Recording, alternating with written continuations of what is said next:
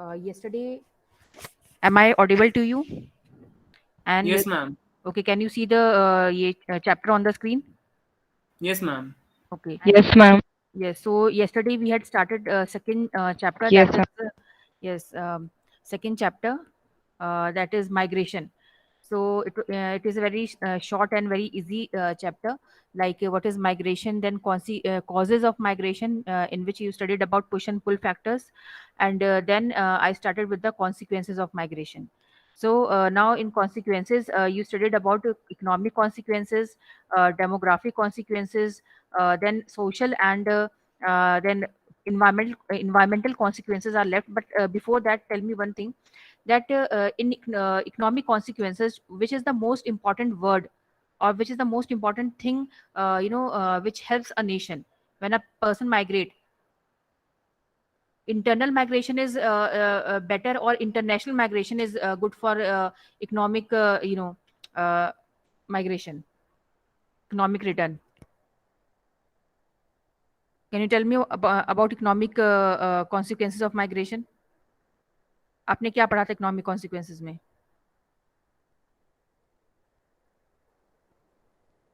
बताइए. मैंने एक वर्ड बार बार यूज किया था कि whenever international migration takes place. सबसे पहले तो इकोनॉमिक कॉन्सिक्वेंसेज में international migration is most important, because we receive foreign currency when our people migrate to some other country, and whatever they earn, they send some portion of their income to their native country, through which we earn foreign exchange, which is known as remittances, हुड्डियाँ. तो आप लोग किसी को याद नहीं, क्योंकि आप लोगों ने लगता है ना सुना और ना ही आपने उसको पीछे एक बार रिवाइज किया. So in economic consequence of migration, remittances sent by international migrants are the most important, which is used for different purposes, like paying debt, for marriage, for making houses, for marriage, etc. And there are certain states. बच्चों, आपको मेरी आवाज आ रही है? Yes, ma'am. Okay. yes, ma'am. So, and there are certain states like Yes, ma'am. Kerala, Tamil Nadu, and Punjab. यहाँ से सबसे अधिक इंटरनेशनल माइग्रेशन होता है, एंड यहाँ के लोग सबसे अधिक जो है वापस रिटर्न भेजते हैं इंडिया में. And there are certain states like Bihar, UP, Odisha, जहाँ पे जो आपके मिडिल क्लास जो वर्कर्स होते हैं, लेबर्स होते हैं, they migrate to international countries like Middle East, and उनकी फैमिली के लिए वे बैक इंडिया में it is like a life blood. जैसे एक लाइफ लाइन होती है ना, उसकी तरह जो रेमिटेंसेस काम करते हैं, क्योंकि सारा उनका कामकाज उसी से होता है. So economic consequence is very important, and it always comes in 3 or 5 marks questions. So make points and study it thoroughly. Remittances word, remember it very carefully. Remittances, which states, which people of which states mostly migrate to other countries. Then for which state it proves as a lifeblood, as a lifeline, and which are the work which and जो भी आपके remittances होते हैं, उनसे क्या क्या फायदे होते हैं, क्या क्या काम पूरे होते हैं, ये सब आपको याद रखने हैं. नाउ फिर उसके बाद हमने डेमोग्राफिक कॉन्सिक्वेंसेस पढ़ा था. सो डेमोग्राफिक क्या मतलब होता है? अंडर दिस हमने मतलब क्या चीज के बारे में पढ़ा था डेमोग्राफिक कॉन्सिक्वेंसेस में? कोई बता सकता है? Yes, ma'am. Yes. Ma'am, in this, migration leads to the redistribution of the population within a country. Okay, so basically demographic means people, population. So what is the effect of migration on the population of both the places? Place of जहाँ से migration हो रहा है, place of origin and place of destination both. सो जहाँ आपने पढ़ा था as selective migration होता है, सेक्स सेलेक्टिव माइग्रेशन होता है. तो इससे क्या होता है कि जो आपका एज है एंड सेक्स जो होता है, उसके ऊपर काफी जो है असर पड़ता है. आप देखेंगे के गांव जो है, वहां पे सिर्फ महिलाएं बच गई हैं. जो मेल पॉपुलेशन है वो माइग्रेट कर गए हैं विद इन इंडिया और outside India for better economic opportunities. So it leads to redistribution of population. कहीं पे ज्यादा हो जाते हैं, कहीं पे कम. कुछ एज के लोग ज्यादा आपको मिलेंगे, कहीं पे आपको कम हो जाएंगे. और मेल एंड फीमेल का भी रिडिस्ट्रीब्यूशन होता है. So now we will now study about the social consequences. Now सामाजिक बदलाव क्या आता है माइग्रेशन से, उसके बारे में हम लोग देखते हैं. सोशल कॉन्सिक्वेंसेस, सामाजिक बदलाव. Migrants act as agents of social change. ठीक है. जो माइग्रेंट्स होते हैं, जो एक जगह से दूसरी जगह माइग्रेट करते हैं, आप खुद अब एक महसूस कर सकते हो कि जब आप for example if someone of you अगर आप या तो किसी को जानते हो या फिर आप खुद भी कभी इंटरनेशनल कंट्री कहीं जाओगे, तो जब आप वहाँ जाओगे, when you will live there for some time, then your thinking, your beliefs, your ideas will change according to that the culture of that country. आप मतलब थोड़ा सा आप में, फॉर एग्जाम्पल इफ अगर जो लोग आपके आसपास अगर आपने देखा होगा वो पहले कैसे होंगे, और अगर वो कहीं माइग्रेट होके सपोज वो अमेरिका चले गए, इंग्लैंड चले गए, तो उनके सोच में और उनके मतलब जो बिहेवियर होता है, उनका जो रहने सहने का तरीका होता है, उसमें काफी आप बदलाव देख सकते हो। ठीक है ना, हमें लगे कि वो ये तो यार वो तो बहुत मॉडर्न हो गए, है ना, अपनी सोच में भी, अपनी थिंकिंग में भी। Similarly when villagers when people from village they move to urban areas, and when they move back from urban area to their villages, then they bring a number of new ideas and technology in their families। वो बहुत सारे new ideas, मान लो अब एक labour है, एक farmer है जो कि शहर में गया कमाने के लिए, 6 महीने रहा वो, फिर वो अपने गांव वापस आता है, तो उसकी थिंकिंग भी फिर शहर के लोगों की तरह हो जाती है कि वो भी ओपन माइंडेड हो सकता है। जब वो देखेगा कि शहरों में गर्ल्स एजुकेशन पे काफी एम्फोसिस है कि how girls are earning, girls की जो कंडीशन होती है बिकॉज सिटीज में ज्यादा अच्छी होती है, तो वो यही चीज अपने घर में जाके अपनी अगर उसकी बेटियां हैं तो उसके ऊपर वो इम्प्लीमेंट करेगा। फिर नई टेक्नोलॉजी लेकर जाते हैं ना, आप देखेंगे कि गांव में जाते हैं तो कुछ अलग अलग चीजें दिखाते हैं कि हम शहर से ये लेकर आए हैं, तो इस तरह की काफी चीजें जो है बदलाव आता है। Then family planning, girls education etc get diffused from urban to rural areas through them। तो अर्बन प्लानिंग का फैमिली प्लानिंग का कॉन्सेप्ट भी गांव में जाता है कि जो है हमारे कम बच्चे होने चाहिए, या गर्ल्स एजुकेशन शहरों से देखकर, मतलब जो अच्छी प्रैक्टिसेस हैं, you learn from different places and when you move back to your own family you try to implement the same thing. Similarly हम इंटरनेशनल माइग्रेशन करते हैं, वहां जाते हैं तो वहां हमारी पूरी सोच में, थिंकिंग में, जहां हम जाते हैं वहां पे वो we become more open minded, dedicated, बहुत मतलब अच्छे हम जो है बन जाते हैं। Now migration leads to intermixing of people from diverse culture. तो ये जो वर्ड्स हैं आप बहुत, मैं आपसे I am emphasising you again and again that underline these words and you have to use these words in your answers. like migration leads to intermixing of people from diverse culture, like suppose if you will move to America. America is one of the largest diverse culture and country in the world। People from all South Pole से North पोल से हर जगह से वहां पे रहते हैं। तो वहां पे आपको डाइवर्स कल्चर देखने को मिलेगा। इससे क्या होता है, या फिर आप इंडिया में भी हैं, आप शहरों में आते हैं तो आप डिफरेंट रिलीजन है, डिफरेंट रीजन के लोगों से मिलते हैं, तो आप इंटरमिक्सिंग होती है और आप बहुत सारी चीजें उनसे सीखते हो, वो आपसे सीखते हैं। So it has positive contribution such as evolution of composite culture. ठीक है, तो वहां पे क्या होता है, एक नया कल्चर, एक composite culture. Composite means mixing, जिसमें दूसरे जो आपके कल्चर्स होते हैं सबकी मिक्सिंग हो जाती है, तो उसको हम कंपोजिट कल्चर कहते हैं। And breaking through the narrow considerations and widens of the mental horizon of the people at large. इससे जो है लोगों के जो दिमाग में मेंटल बैरियर्स बने होते हैं, रुकावटें होती हैं एक दूसरे को लेकर, तो वो सब चीजें खत्म होती हैं। अब फॉर एग्जाम्पल मैं आपको एक बात बताती हूँ, जैसे कि सपोज आप गाँव में हो, ठीक है ना, तो आप ये कास्टिज्म गाँव में बहुत फॉलो होता है। ठीक है, सो जो भी लोग होते हैं वो they know the caste of each and every individual. So वहाँ पे प्रैक्टिसेस मैं अभी का नहीं बोल रही, लेकिन आई डोंट नो, लेकिन मैक्सिमम लोग जानते हैं कि क्या किसकी कास्ट है, और वो उसी तरह से वहाँ पे बिहेव भी करते हैं। बट सेम वही लोग जब आप शहरों में आते हैं, तो शहरों में वो इस चीज़ को फॉलो नहीं कर पाते हैं, क्योंकि आप देखते हो कि शहरों में लाइफ बहुत फास्ट होती है, सब जो है अगर एक दूसरे की हेल्प नहीं लेंगे तो यहाँ पे उनका सर्वाइवल नहीं हो पाएगा। तो इससे क्या होता है कि जो लोग बहुत ही क्लोज माइंडेड होते हैं कि हम इस धर्म के लोगों से नहीं बात करेंगे, इनके साथ खाना नहीं खाएंगे बैठ के, ठीक है, लेकिन जब वही चीज़ लोग शहर में आते हैं, तो अब आप किसी फूड कोर्ट में जा रहे हो, आप किसी भी रेस्टोरेंट में जा रहे हो, तो आपको थोड़ी पता है कि वो वेटर है या जो कुक है वो कौन है, क्या उसका आप देखने भी नहीं जाते हो, है ना, कौन आपको पानी दे रहा है। तो एक इससे एक जो है लोगों के जो बैरियर है, एक जो दिमाग होता है ना कि हम इस रिलीजन के आदमी के साथ नहीं बैठ के खाएंगे, या हम इस कास्ट के साथ नहीं बैठ के खाएंगे, इसके हाथ का नहीं खाएंगे, तो ये सब चीजें जो है फिर शहरों में नहीं चल पाती हैं। तो इससे लोगों का दिमाग जो है वाइंड अप होता है, क्योंकि उसको इतना सोचने का मौका ही नहीं है। गाँव में तो आप इतनी ज्यादा पॉपुलेशन नहीं होती, इतना काम भी नहीं होता है, तो लोग इतना कर लेते हैं। लेकिन शहरों में ये चीज़ पॉसिबल नहीं है, या तो आप अपनी रोजी-रोटी कमाएँगे, या तो फिर आप इन सब चीज़ों में लगे रहेंगे। तो ये शहर आपको मौका देता है कि आप जो है एक नया दिमाग उसमें मतलब लगा सकते हैं, नया आपका दिमाग हो सकता है, होराइज़न आपका बहुत एक्सपेंड होता है, you became broad minded. But it has also serious negative consequences also. अब नेगेटिव कॉन्सिक्वेंसेज़ क्या होते हैं? Like anonymity, you will hear these words, anonymity which creates social vacuum and sense of dejection among individuals। तो anonymity, और इसका मतलब क्या होता है कि जब लोग शहरों में जाते हैं तो बहुत बार उनको एक्सेप्टेंस नहीं मिलता है, उन्हें लगता है कि हमें डिजेक्शन मिल गया, लोग हमें एक्सेप्ट नहीं कर रहे हैं, है ना, कि ये गाँव से है, या फिर वो जो भी माइग्रेट होके जाते हैं बेसिकली उनकी इकोनॉमिक कंडीशन बहुत अच्छी नहीं होती है। तो सबके लिए नहीं होता, लेकिन बहुत टाइम ऐसा होता है। तो जो है, अगर आप गए कहीं जगह, नई जगह माइग्रेट होके गए, आप वहाँ पे नहीं घुल-मिल पा रहे हो, वहाँ के कल्चर के लोगों के साथ नहीं एसिमिलेट हो पा रहे हो, तो आपको एक डिजेक्शन की फीलिंग होती है कि मुझे यहाँ पे एक्सेप्ट नहीं किया गया है, मैं इसमें जो है अपने आप को नहीं एडजस्ट कर पा रहा हूँ। होता है ना, बहुत बार बच्चे इंजीनियरिंग कॉलेजेस में जाते हैं पढ़ने के लिए, अकेले हॉस्टल्स में रहते हैं, तो बहुत बच्चे वहाँ सर्वाइव कर जाते हैं और बहुत सर्वाइव नहीं कर पाते हैं, जो एडजस्ट नहीं कर पाते हैं। तो वही सेम चीज़ है कि जब आप किसी नए शहर में जाते हो, वहाँ अपने आप को एडजस्ट करने की कोशिश करते हो, तो बहुत लोग भाग आते हैं। ठीक है, अपने वापस अपने गाँव आ जाएँगे, यार कोई फॉरेन कंट्री गया तो वापस इंडिया जाएगा, क्योंकि उन्हें वो एडजस्ट नहीं कर पाते हैं, अगर उन्हें माहौल वैसा प्रॉपर नहीं मिला तो। लेकिन जो लोग एडजस्ट कर जाते हैं वो वहीं पे रह जाते हैं और अपने उनकी लाइफ वहीं सेट हो जाती है।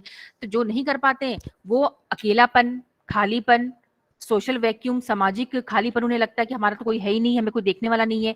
सेंस ऑफ डिजेक्शन मतलब रिजेक्शन, यही जो हमें कोई एक्सेप्ट नहीं कर रहा है, यही चीज़ें डेवलप हो जाती हैं।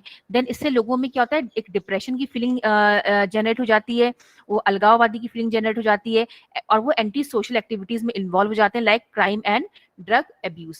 ठीक है ना, आपने देखा होगा कि जो भी माइग्रेंट्स होते हैं, बहुत बार जब उन्हें काम नहीं मिलता, उनके पास कोई काम नहीं होता है, तो उन्हें समझ में नहीं आता क्या करें, है ना, उन्हें लगता है कि हमें कोई एक्सेप्ट नहीं कर रहा है, हमें जॉब नहीं मिल रही है, तो फिर वो उल्टे सीधे कामों में लग जाते हैं, जैसे चोरी करना, छोटी मोटी, तो इन सब कामों में इन्वॉल्व हो जाते हैं।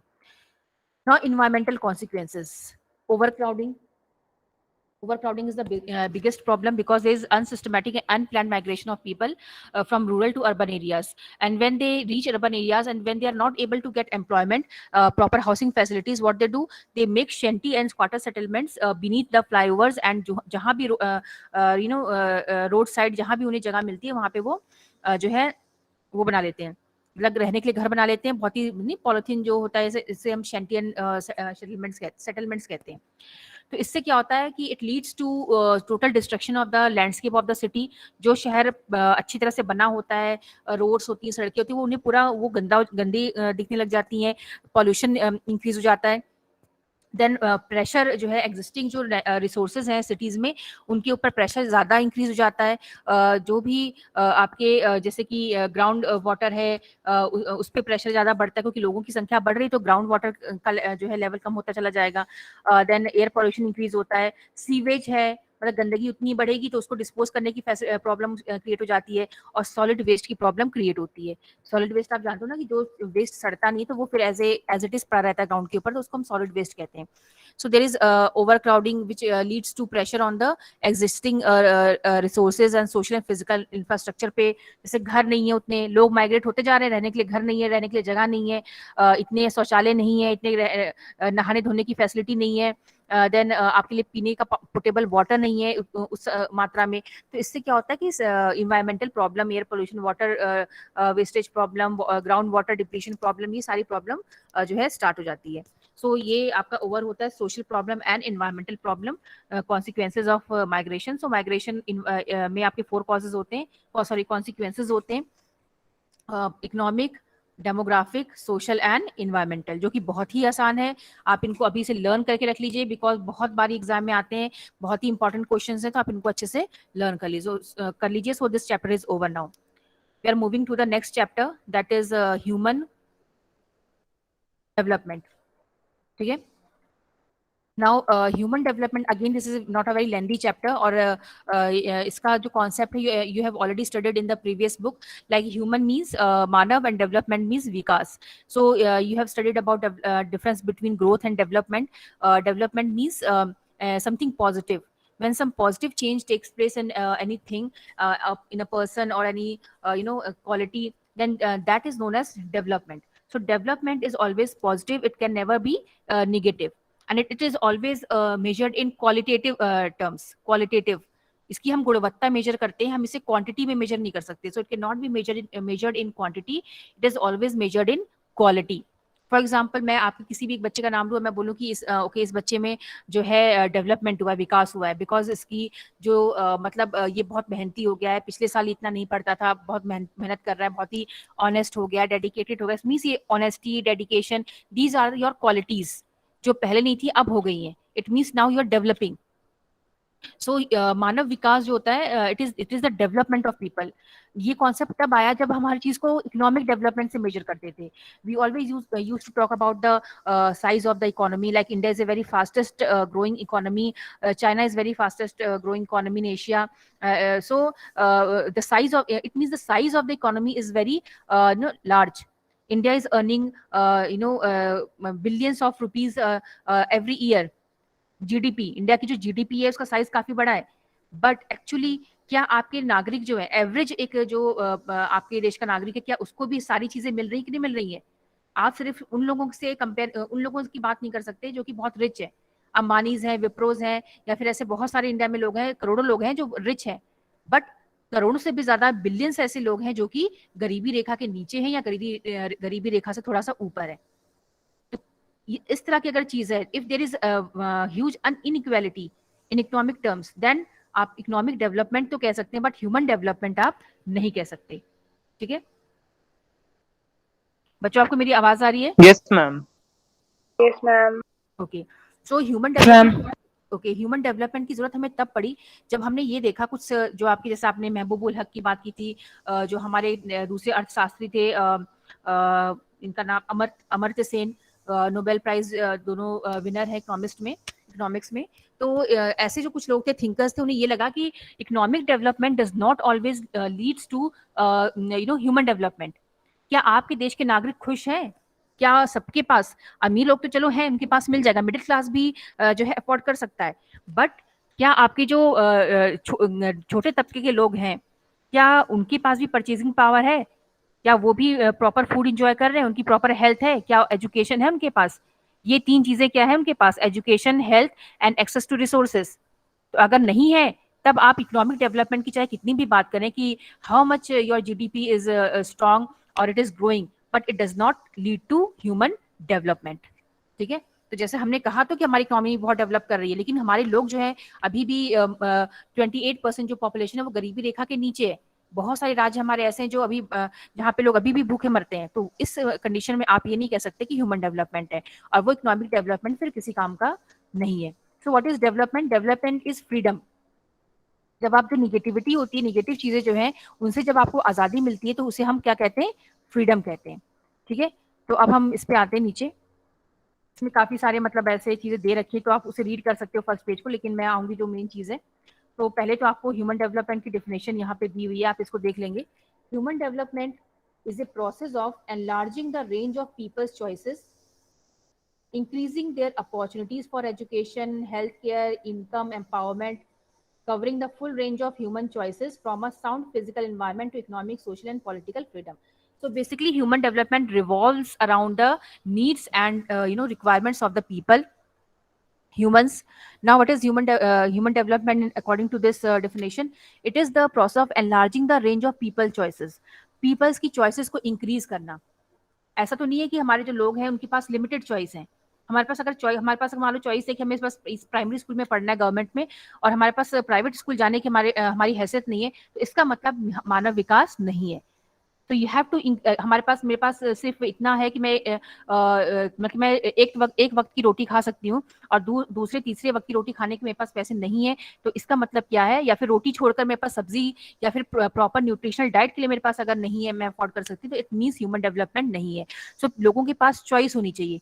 So people should have the range of proper choices for people to attain better education, to be healthy, to acquire food properly, to जो भी चीजें उनकी नीड्स के लिए जरूरी है, मेंटल फिजिकल ग्रोथ के लिए जरूरी है, वो उन्हें अगर मिल जाए तो वो मतलब ह्यूमन डेवलपमेंट माना जाएगा। Then increasing their opportunities for education, तो ह्यूमन डेवलपमेंट तब माना जाएगा जब लोगों के पास पढ़ाई लिखाई की अपॉर्चुनिटी है। अगर एक फैमिली है who wants to send their children to the school but they are not able to do so because of poverty, गरीबी की वजह से अपने बच्चों को नहीं भेज पा रहे, तो इस का मतलब है कि आपके देश में ह्यूमन डेवलपमेंट तो है ही नहीं। Similarly with the health care, कि आप किसी आप देश के लोग जो है बीमार है but they can not afford health care facilities. Same with income and empowerment, तो इनकम होना चाहिए, प्रॉपर एम्पावरमेंट होना चाहिए। Empowerment means when the people of a country are not able to और are they able to take decision. अगर आप कोई भी डिसीजन लेने के काबिल हैं, इसका मतलब आप एम्पावर्ड हैं। If you are not able to take decision, और डिसीजन वही व्यक्ति ले सकता है जो पढ़ा लिखा हो, जागरूक हो, and covering the full range of human choices, और लोगों को रहने के लिए प्रॉपर इकोनॉमिक कंडीशन मिले, सोशल कंडीशन मिले, एंड पॉलिटिकल फ्रीडम मिले, पॉलिटिकल आज़ादी मिले, तो उस केस में हम कह सकते हैं कि ह्यूमन डेवलपमेंट है। Like there are certain countries in the world जहाँ पे हर दिन वहाँ पे कभी डिक्टेटरशिप आ जाता है, वहाँ की गवर्नमेंट ऐसी या फिर लोगों को डोमिनेट करती है, आप अपने पड़ोसी देश को भी दे सकते हो, तो उस केस में ह्यूमन डेवलपमेंट वहाँ पर नहीं हो पाएगा। पॉलिटिकल फ्रीडम नहीं है बहुत सारे देशों में, आप सीरिया का केस ले लीजिए, बहुत सारे ऐसे देश हैं, तो उस केस में ह्यूमन डेवलपमेंट नहीं हो पाएगा। सो ह्यूमन डेवलपमेंट मीन्स लोगों को चॉइस प्रोवाइड करना, और चॉइस तब आती है जब उनका ओवरऑल डेवलपमेंट होता है, when they are economically sound, when they are mentally, when they are physically sound, and they are getting proper educational facilities, then only human development can takes place. So already you know about human development, और इस definition को अच्छे से learn कर लेना एक एक चीज, ताकि कभी भी कैसे भी हालत में है तो आप इसको लिख सको। Now human development in India. और बच्चों का कोई क्वेश्चन आता है, जैसे कि मान लो जैसे इस बार क्वेश्चन शायद मैंने दिया था कि पिलर्स ऑफ ह्यूमन डेवलपमेंट या फिर ऐसे, तो अगर आपसे even if the question is not asking definition of human development, but still you can to improve the quality of your answer, you can first you can define what is human development in 2 or 3 lines. If you know, then there is no harm in defining that point. You will get good marks.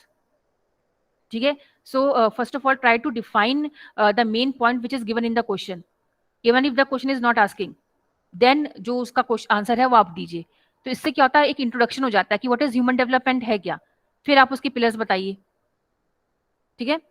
तो हर जगह चीजें पूछी नहीं जाती हैं, आपको खुद extra कुछ लिखना होता है। Now human development in India. Now we are concerned about human development in India, की मानव विकास की जो स्थिति है वो भारत में किस तरह की है। अब हम देखते हैं। अब ये तो पुराना ही डेटा है 2005, लेकिन देख लेते हैं इसको भी। India with a population of over 1.9 billion is ranked 127 among 172 countries of the world, and India का जो HDI value, human index value, वो है 0.602। तो इंडिया जो है वो मीडियम ह्यूमन डेवलपमेंट में जो है ग्रुप है। इसका जो होता है 0 to 1 के स्केल पे मापा जाता है, और अगर 4 से कम है तो आप लो में आते हो, 5, 6, 7 है तो आप मीडियम में आते हो, और 7 से ऊपर है 8, 9, 10 तो आप हाई में आते हो। ठीक है? So here you can see, और ये वैल्यू जो दी गई है, जो मार्क्स दिए गए हैं, वो 3 इंडिकेटर्स पे नापे गए हैं, जो आपको पता ही है, health, education and economic attainment. Economically लोग वहाँ के कैसे हैं किसी भी कंट्री के। तो ये सब चीजें जो देखी गई है, उसमें नॉर्वे नंबर 1 रैंक पर है, बिकॉज नॉर्वे में 0.963 HDI है, जो उनको पॉइंट्स मिले। मीन्स ह्यूमन डेवलपमेंट जो है नॉर्वे में काफी अच्छा है। देन ऑस्ट्रेलिया है, स्वीडन है, स्विट्जरलैंड है, USA है। इंडिया देखिए आप काफी पीछे है।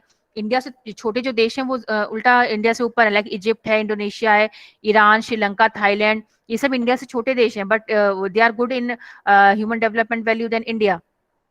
वाई? बिकॉज इनकी इकोनॉमी से जो है मतलब नहीं है, यहाँ पे जो डेवलपमेंट हो रहा है वो लोगों तक पहुंच रहा है, बट इंडिया में जो पैसे आ रहे हैं वो लोगों तक के बेनिफिट में नहीं पहुंच रहा है। It means there is some negligence from government side, की वो प्रॉपर पॉलिसीज, करप्शन है हमारे देश में। आप जानते हो ऑलरेडी की बहुत प्रॉब्लम्स हैं। तो हमारे देश में भले इकोनॉमी ग्रो हो रही देखने के लिए सिर्फ ऑन पेपर्स, बट उसका फायदा पब्लिक तक नहीं पहुंच पा रहा है somehow. That's why there is no human development, proper human development Bharat में नहीं है। नाउ हम देखते हैं। Low scores in the HDI is a matter of serious concern, but some representatives have been expressed about, अब जैसे कि हम कह सकते हैं कि नॉर्वे जो है या फिर फ्रांस जो है, ये सब देश काफी HDI में आगे हैं, लेकिन but one thing we have to look into is the historical background also. Historical factors like colonialism, ठीक है, imperialism, new imperialism, socio cultural factors like human rights violation, social discrimination, then on the base of race, religion, gender जो discrimination होता है, social problems like terrorism, crime and war and political factors, then government, form of the government, then level of empowerment, ये कुछ factors हैं। They also decide the condition of a country. अब like we can not compare European countries from Asian countries. Like अगर हम India और England की अगर comparison करेंगे, तो इंडिया तो इंग्लैंड जो है आज के टाइम में उसकी इकोनॉमी जो बनी हुई है, वो इंडिया जैसे ऐसे हजारों देशों से वो जो है पैसे लेके गया है। उसने है ना, ड्रेन ऑफ वेल्थ आपने सुना ही होगा। तो जो इंग्लैंड है, what is such a rich country और पावरफुल कंट्री राइट नाउ, या फिर अमेरिका, बिकॉज अमेरिका जो है या इंग्लैंड जो है, उसने दूसरे देशों पे कब्जा करके उनके पूरे रिसोर्सेज वो अपने देश में लेकर आए हैं, और उससे उनकी इकोनॉमी बनी हुई है। ठीक है? अमेरिका के ऊपर कभी किसी ने कब्जा नहीं किया, बस फ्रांस का रूल था, वो भी कुछ समय के लिए। तो ये देशों के ऊपर किसी ने कब्जा नहीं किया था, ये गुलाम नहीं थे कभी किसी के। लेकिन जैसे एशियन देश हैं, अफ्रीकन कंट्रीज हैं, वो बहुत लंबे समय तक, इंडिया देखिए 300 साल तक गुलाम रहा। तो आप हम इनके कंपैरिजन नहीं कर सकते। नॉर्वे, स्वीडन, ये कभी किसी गुलाम नहीं रहे, देवर डेवलप कंट्रीज। अब 300 साल 400 साल आप किसी को गुलाम रखोगे, आप उनके इकोनॉमिक रिसोर्सेज को ड्रेन करके लेके चले जाओगे, तो उसकी कंडीशन क्या होगी? गरीबी, ये सब तो होगा ही। अब इंडिया जो है, या फिर इंडिया जैसे देश जो इम्पीरियलिज्म खत्म हुआ है, अब वो अपने आप को जो है स्ट्रॉन्ग करने की कोशिश कर रहे हैं। अगर इंडिया किसी का गुलाम नहीं होता, तो आज का इंडिया की ऐसी कंडीशन थोड़ी ही होती। India was way ahead of these European countries 500 years back.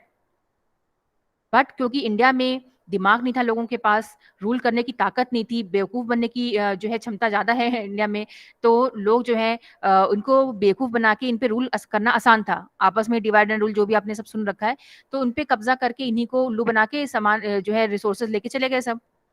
African countries बहुत सारे ऐसे गुलाम बने हुए हैं। तो अगर गुलाम नहीं होते तो इनकी कंडीशन बहुत, हमारे देश की कंडीशन बहुत अच्छी होती। ठीक है, तो हम इक्वली मेजर नहीं कर सकते, क्योंकि हिस्टोरिकल अगर हम फैक्टर्स देखें तो ये देश पीछे रहने ही वाले हैं, क्योंकि हमारे को बहुत बुरी तरह से एक्सप्लॉइट किया गया है। हमारा कोई नींव नहीं छोड़ी गई है, हम बिल्कुल बुरी तरह से डिस्ट्रॉय हो चुके थे, अब हमने अपने आप को खड़ा किया है। ठीक है, एंड ये जो कंट्रीज थी ऑलरेडी डेवलप थी। एक मिनट बच्चों, इसमें है बेटा प्रीबोर्ड? ठीक है, ठीक है बेटा, वेरी गुड। चलो तुम ही लोग वो दे रहे हो, बाकी तो बहाना बना के बैठे हुए हैं। अभी देखो, ये आयुषी दी है, और ये वसुधा ने दिया है, प्रतिष्ठा ने दिया हुआ है। और हालचाल ठीक है? अरे तुम्हें मैं नंबर देना ही भूल गई। नहीं कोई बात नहीं, मैंने अरेंज कर दिया वैसे। नहीं, तुम एक दो बार करती ना, तब तो मैं, क्योंकि अब इतना काम बढ़ गया ना कि मैं बिल्कुल भूल गई। कोई बात नहीं, मैंने अरेंज कर दिया था। तो मुझे याद हो रहा है कि किसी ने नंबर मांगा था, मैं बिल्कुल जब देने के टाइम भूल जाती थी। कॉलेज से लेकर आकर मिल गया तुम्हें? चलो ठीक है, जब रिजल्ट निकलेगा तभी कॉलेज में एडमिशन होगा ना। चलो अपना ध्यान रखना। Okay okay okay. सो जैसे मैंने आपको बताया कि कुछ वेरिएशंस हैं, बट हिस्टोरिकल बैकग्राउंड भी चेक करना ज़रूरी है। बहुत सारे देश अभी गरीब हैं, ह्यूमन डेवलपमेंट बहुत। बच्चों, आपको मेरी आवाज़ आ रही है ना? Yes ma'am. ये तो ऐसा लगता है कि मैं ही बोले जा रही हूँ। ठीक है, तो ये सब आप जानते हो कि सारी प्रॉब्लम थी, इसीलिए क्वेश्चन अगर आ सकता है कि वैसे कमी आता है, लेकिन अगर पूछ सकते हैं वो कि अगर बहुत सारे देशों में कंपैरिजन हम करें तो मतलब ह्यूमन डेवलपमेंट में पीछे है, तो उसके क्या कारण है, तो ये थोड़ा आप लिख सकते हो। देन अब देखो, अब ये चीज़ बहुत ध्यान से देखना कि जो भी ह्यूमन डेवलपमेंट है वो 3 उस पर मेजर किया जाता है।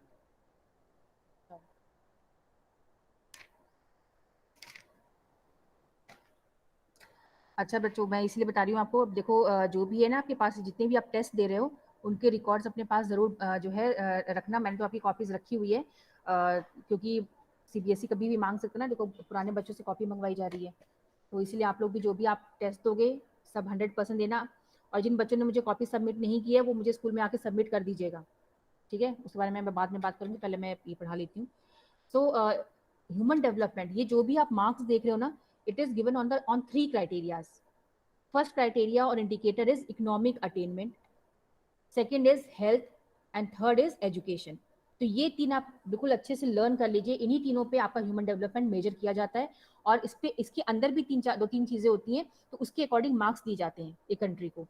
ठीक है, तो उसके अकॉर्डिंग फिर जो नंबरिंग होती है, तब आपको HDI वैल्यू अलॉट की जाती है। Now first we will go to the indicators of economic attainments.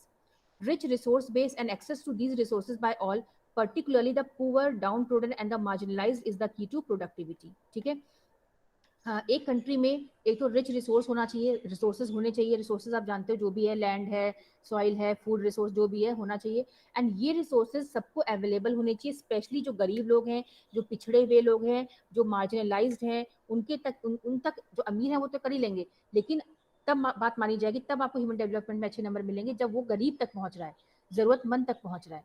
ठीक है, तभी तो प्रोडक्टिविटी हो पाएगी, तभी वेलबींग होगा, एंड ह्यूमन डेवलपमेंट तभी आपका स्टेब्लिश होगा। Now gross national product and its per capita availability are taken as the measure to assess the resource based endowment of any country. अब हम ये इकोनॉमिक अटेनमेंट मेजर किस पे करते हैं? GNP पे, gross national product. You have to remember this thing, gross national product and per capita availability. तो gross national product क्या होता है? It is the income it is the production और इट इज द इनकम। आपने class 10th में पढ़ा होगा कि जो डिफरेंट सेक्टर्स होते हैं, मैं उसमें डिटेल में नहीं जाऊंगी। तो जीएनपी बेसिकली जो होता है, it is the income by a country from the domestic production plus the from foreign income in a given accounting year. एक साल में जो एक देश की इनकम होती है उसको जो है जीएनपी कहा जाता है। और एक ढंग की डेफिनेशन होती है जो अभी मुझे याद नहीं आ रही है, बट आप पढ़ सकते हो कहीं से भी। To assess the resource based endowment of any country. तो हम पहले जीएनपी में देखते हैं और इस पर कैपिटा अवेलेबिलिटी जो है, ये दो चीजों को देखा जाता है। For India it is estimated that it's GDP was rupees 32,100 crores and accordingly per capita income was rupees 20,813 at current prices। per capita income जानते हो क्या होता है? Total income divided by population of a country. ठीक है, इसको हम पर कैपिटा इनकम कहते हैं। जैसे कि अब हम ये नहीं कह सकते कि इंडिया कितना टोटल कितना कमा रहा है, हमें मतलब है एवरेज से। तो एवरेज हम कैसे निकालते हैं, पर कैपिटा इनकम हम कैसे निकालते हैं?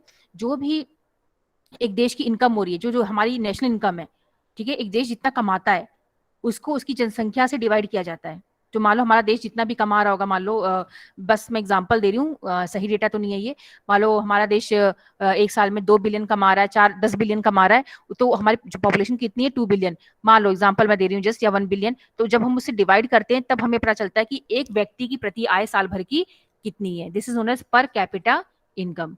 और इसी से हमें एक्चुअल अंदाजा मिलता है कि पर कैपिटा इनकम जितनी ज्यादा होगी उतना ही आपका देश फ्लरिश होगा, मतलब कि फ्लरिश होगा, और लोगों की परचेजिंग पावर भी अच्छी होगी। जितना पर कैपिटा इनकम कम होगा, इसका मतलब कि प्रति व्यक्ति आय कम है। भारत का जो प्रति व्यक्ति है, एवरेज आदमी कम इनकम हो रही है उसकी, तो इसका मतलब उसका जो कंजम्पशन लेवल है वो भी कम है। तो जिसकी इनकम कम होगी वो कम खर्चा करेगा, जिसकी ज्यादा होगी वो ज्यादा खर्चा करेगा। But prevalence of poverty, deprivation, malnutrition, illiteracy, various types of prejudices, and above all, social distributive injustices and large-scale regional disparities belie all the so-called economic achievements।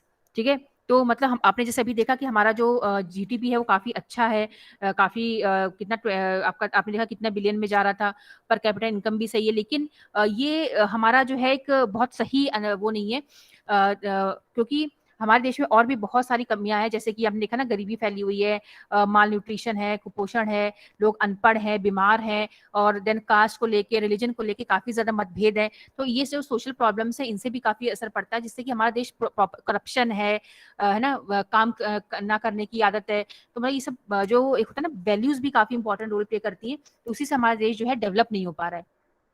Then कुछ स्टेट्स हमारे भारत में ऐसे लाइक महाराष्ट्र, पंजाब, हरियाणा, गुजरात एंड दिल्ली, यहाँ पे per capita income है ₹4,000 per year. And there are a large number of poor states, मतलब यहाँ पे प्रति व्यक्ति आय जो है 4,000 है।